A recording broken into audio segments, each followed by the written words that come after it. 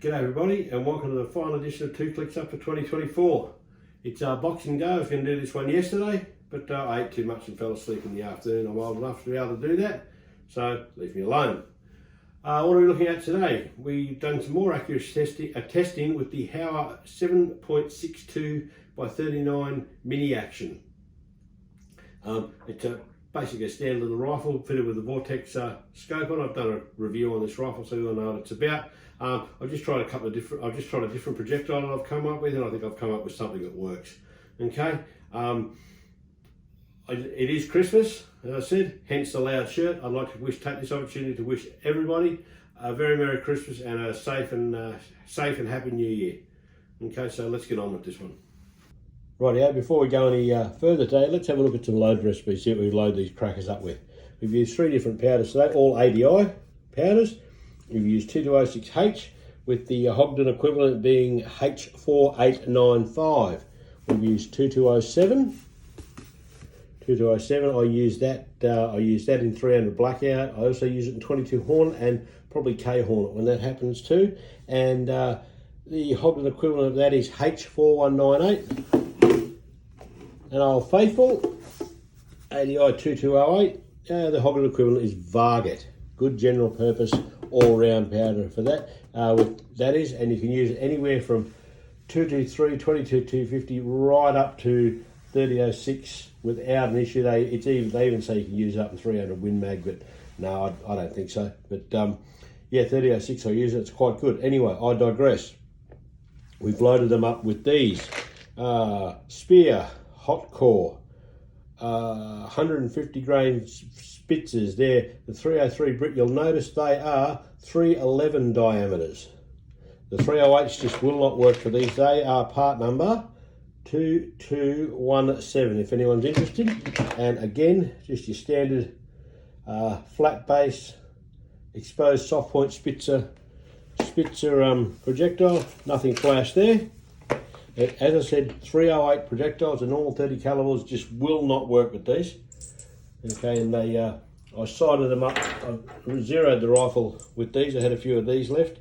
They were the 123 grain Hornet SSTs. I've loaded them up with 2208, and they shoot really well. And that's how they finish up, looking loaded, little sort of short fat thing, as it were. Now, this is another thing I find interesting with these 7.62x39s. Primers. Small rifle primers, large rifle primers. I know most of the brass out today is large rifle primer, but this is Winchester brass I've sourced, and it is a small rifle primer brass. I'm trying to get that to focus. There we go. It's a small rifle primer brass. So most of my brass is the small rifle primer model, and it doesn't really, whether it's a large or a small primer, it doesn't really seem to have any noticeable effect on how the round behaves. So there we go. As usual, got all my loading information from the ADI Hand Loaders Guide. I've got the 10th edition on paper, but most of that's in the worldwide interweb. So and these aren't new this isn't a new caliber, so nothing black magic there by any stretch of the imagination. And I've used Nick Harvey's 11th edition practical reloading manual. Always good to have a couple of sources. That way you can compare them and just see how close they are. Now, do a quick loading disclaimer. What I load works for me and for me only. I do not provide any reloading data that is gospel. Do not take anything what I do or say as gospel, as my loads may or may not work for you or in your machinery. I advise you to load very cautiously, start towards minimum loads and work up very slowly. Any signs of pressure, stop immediately and do not go any further. If you wish to fill these things up with powder and make firecrackers out of them and blow your face off, that is on you and not me. Right, let's have a look at some results. All right, let's have a look at some results. Now we've got our HOWA Mini Action 7.62x39. We're using 150 grain Spitzer projectiles. We're using small rifle primers, of which I'm actually out. I'm going to go and buy some. Time to do some OnlyFans. and we're using first cab off the rank is 2206H powder, and we're using our standard 3-inch targets at 100 yards. Right, now I usually go up when I do these in 0.5 grain increments. I've gone up in 0.2s this time because we're not starting with a high low, our lows aren't that high, but our highs aren't that high, and so yeah, there's not a great deal of difference between lows and highs. So I go up in 0.2s, and that gets us there. Okay, 2206H, 27.4 grains, first cab off the rank. We are at just over 1.5 inches. No good. 27.6, just scraped in under an inch at 99.994. Yeah, still not overly flash, usable but not flash. 27.8, 1.6 inches, yeah, ho hum, and 28 grains, 1.69, nearly 1.7 inches. So yeah, not that flash with 06H. I have found that 06H with these slightly bigger projectiles in a few of the different things can be a little bit so-so, but and 06H to me is more suited to 223, 22, 250, and believe it or not, but I use it in 270, I've used it in 3006, it does work, but the 762 just didn't seem to like it that much. So anyway, move on. And again, 06H isn't that thick on the ground, so if you haven't got to use it, even better. Right, what are we up to this time? We are up to the 2207 powder. Okay, 23.9, just under 1.2, but those two are right on top of each other, so that's not a bad start. 1.38, two on top of each other, little flyer, big chance that's me. Okay, 24.3, here we go, well under 1/2 inch. That's a top-notch little group, so that's a usable load. And 24.5, the top load, 1.3. Again, you're getting these two on top of each other with just a little flyer, such is life. 07, yes, it did like it. I used 07 in a couple of other rifles, and so if I don't have to use it in this one, so be it. But you've definitely got something you can use. And with the reloading component famine we've just been through, and everything's still got COVID tax on it, and prices will never come down because we're used to paying them, and that's just the way it is. That's what politicians do to us.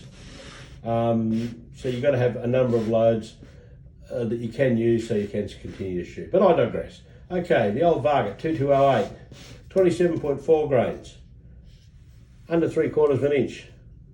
Again, little fly, but geez, if that's the worst fly you get, your life's going pretty good. 27.6, that was nearly 2.4 inches, that's all over the park, forget about that one. 27.8, and that's the load I finished up going with actually. I just liked that load, it was more pleasant to shoot, it just seemed to be the one to me.